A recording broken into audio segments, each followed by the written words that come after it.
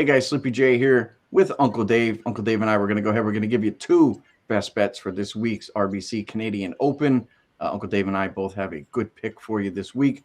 So we're going to go ahead. We're going to start out with Uncle Dave first. Uncle Dave, what do you got for the RBC this week? What are you looking at? Yeah, Sleepy. I love Patrick Reed, top 20 plus 160. I mean, it's no secret that Reed can struggle later, but in early rounds generally does well, and history bears that out. And this is the Canadian Open, but it's also the week before the U.S. Open. So what we're going to have is some elite golfers in this field, but where is their full attention really? And I think some of it's on Massachusetts next week in the U.S. Open. And time and time again, we've seen it. It's practice rounds for those guys. I'm not saying those guys aren't going to win, but again, we're only asking Reed to finish top 20. And if the week prior to the PGA, I think Sam Burns and Willie Z both missed the cut, and I think DJ almost did. Maybe DJ was thinking about the Saudi deal. I really don't know. I would be. So any bet I make really this week is going to be on people that care and people that try. And Patrick Reed, he always gives an A+ effort. And what else do we want? We want guys playing on the weekend. Hello, Reed's made 7 of his last 8 cuts. We want golfers that don't give away strokes on the green. And Reed, this is amazing. Over 1,100 holes this year, he's only 3-putt 22 times. I know he maybe have underperformed last week at the Memorial, and I say may because that just wasn't his course. I think St. George is up there in Canada. I think that is his course. You don't need the length that Reed doesn't have. And what do you need? Well, this particular course, Sleepy, all 5 par 3s are 200 plus yards. So what you need is a good long iron. And on those holes, Reed is second only to Justin Thomas and Aaron Wise relative to par from that distance. Reed is 10 under from 200 plus par 3s this year.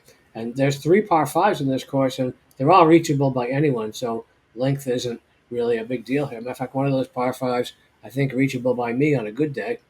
And you look at the field, I think once you get past golfers named, JT, Scheffler, and Rory, you can see this is a super top-heavy field. So I think there's going to be some money to be made. And as I mentioned, I don't think everyone's bringing 100% focus here.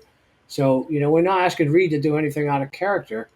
He's the 17th favorite to win. So we just need him to really not suck to cash a plus 160 ticket by finishing in the top 20. So that is the best bet for me this weekend. All right, good stuff there from Uncle Dave with his best bet. I'm going to go ahead and I'm going to play Adam Hadwin top 40 minus 165. Being that it's the RBC Canadian Open, I feel that it's only right to go ahead and take a Canadian here.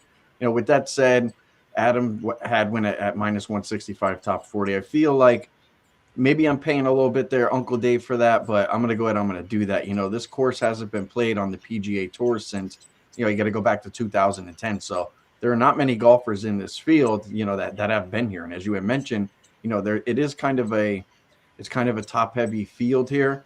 And Hadwin has actually been here. He's finished inside the top 40 here. He had a 37th place finish back in 2010. So I got a guy that's been here. My gut feeling says, Hadwin being from Canada, that he's probably been here more than just once. He's probably been here more than a few times, being that this is one of the premier golf courses in Canada. So let's go back to January with Hadwin. He entered a total of 13 events, and he finished inside the top 40 in 8 of those. So that's a pretty good percentage. And Hadwin had made the cut in 9 out of 13. And in the 9 cuts that he made there, Uncle Dave, he finished inside the top 40 8 times.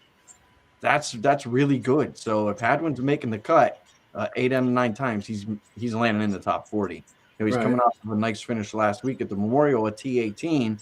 So I think he comes in here focused for this event. Is he live to go ahead and win the Open? I probably don't think so. I think this is probably going to be his focus, and he probably gives it an all-in effort here.